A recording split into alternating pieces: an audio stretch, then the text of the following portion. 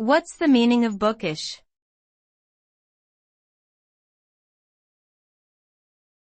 Bookish.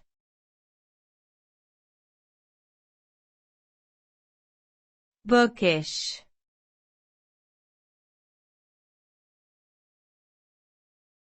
Bookish.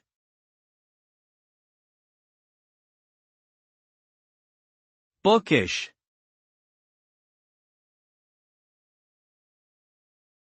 The term bookish can be used to describe a person or thing that is heavily focused on academic pursuits, literature, or intellectual pursuits.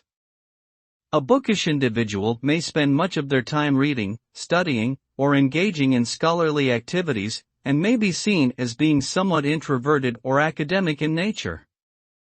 Such individuals are often highly knowledgeable about a wide range of topics related to literature, history, philosophy, and other areas of study, and may enjoy discussing these topics with others who share their interests.